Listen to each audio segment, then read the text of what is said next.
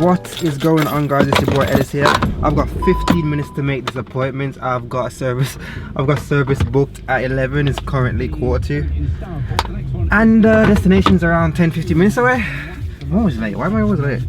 Oh, come on. I'm gonna make sure it fits nice and moisturized. Anyways, I've had this car now since September, which makes it around 7-8 months now since I've owned it. It's a very long time. But I haven't done a running cost video yet, and I always get asked a few times like about certain things, so that's what I'm going to be covering today, the running cost. Now, I haven't really had a lot of major like running cost issues, or like, you know, when you have those unexpected bills. I've had one, and if you guys can remember, that was when the bone mount was like snapped, well not snapped but shattered because of all the wheel hop and whatnot. Anyways, go watch that video. I explained it better then.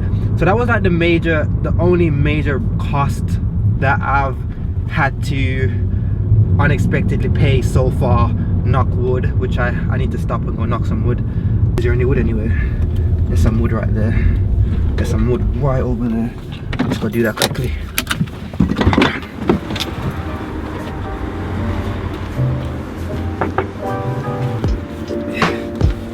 Anyway, so since that's out of the way, that was like the major issue, and altogether I think the labor for that was like just call it £200, and the part was around £80. So yeah, that was a pretty annoying one.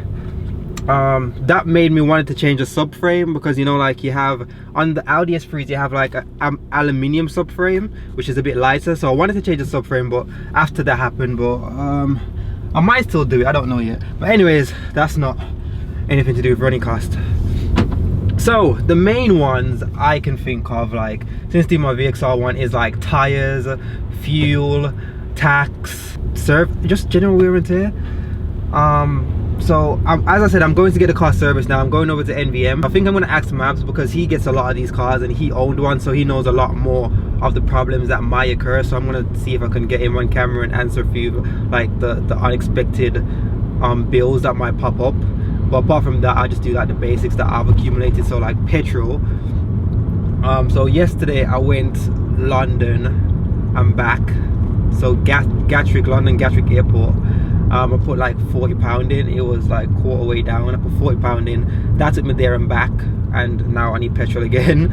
So it averaged yesterday, so just to give you an estimate of mileage and miles per gallon, let's just get it up here. Let's go long term actually. Yeah, the long term one's still on there. It's 1,490 miles, let's call it, and I've averaged 26.8 miles to the gallon. That's the long term. So that's mixed driving, obviously, me like putting my foot down every so often, as well as just trying to conserve petrol. And there was one week where I actually, the week that I got back from America, I filled up 3 times in 3 days. That was stress. Like, that is the most I've ever spent on petrol. 3 times in 3 days, and bearing like each full tank is like 60 odd pound. That wounded me, because like I'd never feel that much. 3 times in 3 days. Oh, there's a VXR. I love these Astra VXRs. I absolutely love them. He's looking over here as well. I absolutely love them, man. 3 tanks in 3 days. That was a wounder, but that was because I went places like actually far distances, and I was having like a little spirited drive because I just had it back after like 3-4 weeks. So yeah, but after that then I managed to make 1 tank last me for 2 weeks, so that was very conservative. I was like eco mode, 1 tank lasted me for 2 weeks, and I was driving like pretty much every day. So you can drive it sensibly and get a good MPG, or you can just like drop it in Cupra mode and just go psycho.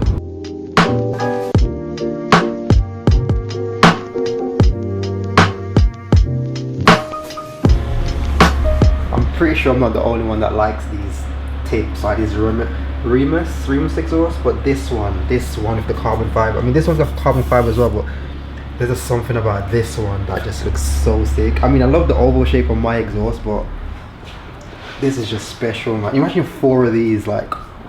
So the bad news is they don't sell the tips on their own. and apparently these are the better ones because they've got titanium in there. These are a bit heavier.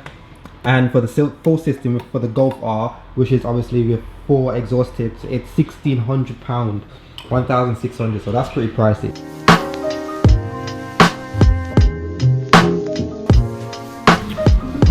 So tires, the tires on there, I got them when I got the car. Pretty rubbish brand wise, like as in I don't know what company they are. And I was considering to put some PPS4s, like Michelin Pilot Sport 4s or something like that. But because they're 19-inch wheels, they're like 450 for all 4.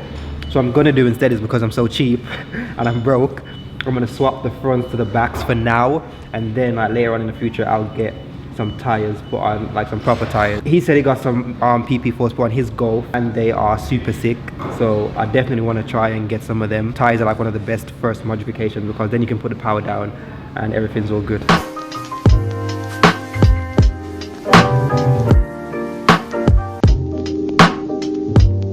So that's a little cheap modification. If you can't be asked to buy new tires, just swap the fronts to the back. That's only if you have a front wheel drive, obviously. If you have a 4-wheel drive, then you're pretty screwed. You have to buy all 4.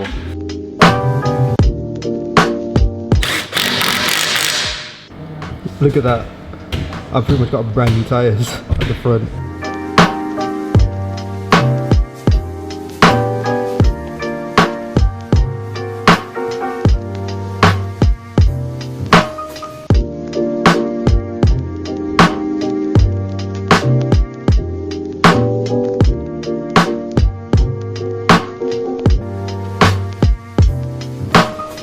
So these are your coil packs, 4 of obviously. These coil packs are known to kind of stretch and cause micro tears in the boot, which can cause misfires. Later models did have earthing strapped to them, but the early models, if it does split and cause a misfire, you just simply replace that part there. Your spark plugs, the original spark plugs, are NGK VWAG ones, which is like for like what we're replacing. Looking at the tips, it looks like in good condition. It's not over fueling or leaned out too much. It's a good colour. There's a bit of kind of browning on the ceramic, meaning heat dissipation, but apart from that, it looks in good health. EA 888 engine, TSI, 280 in the Golfs, etc. Have a dipstick here, which is quite easily accessed, but a lot of people pull it this way and break these clips, and once you break the clips, the dipstick can pop out and lose oil pressure, so you'll get oil pressure light come on the dash. There's an oil exchange here as well for your oil filter, and that can reduce in pressure and cause loads of problems. Your variable valve timing solenoids as well, they rely on good oil pressure at the top end to work efficiently. So if you have any kind of leaks, or even the cap leaking or the dipstick not seated properly, you'll get loads of cam timing errors.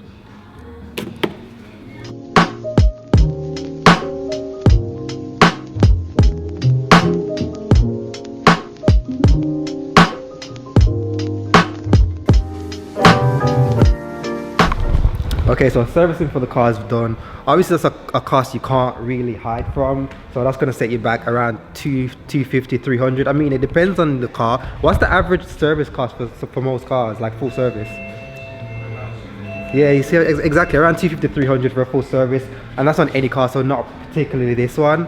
As I mentioned, tires, I mentioned mileage, you've seen all the spark plugs and all that being changed and all that. There's not really like much running costs. They're all the same, apart from insurance, but obviously that differs for everyone.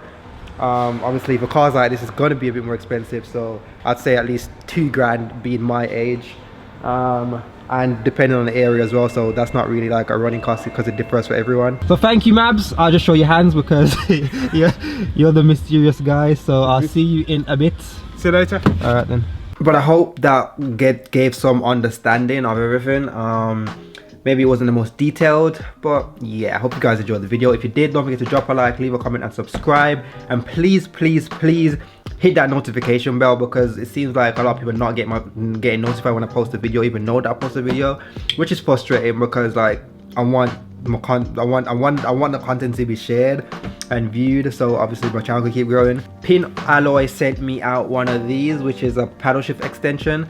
A lot of people have been asking where I get my paddle shift extensions. I'm going to be doing a video giving this away and installing one of them in my car. Also, if you guys can remember, I had this bad boy for a very long time now, so this is like, come on, the valve system that I was meant to install on the Cupra, but that didn't happen, so I'm gonna give that away. But obviously I'll make a video detailing all of that, so make sure you hit the notification button so you know when I do post some videos. And the entry requirements are going to be simple as just like liking the video and just sending me a screenshot. But yeah, when those video comes around, then obviously just be the first to be there, so obviously hit that notification button as I keep saying, and I will see you guys in the next video. Peace.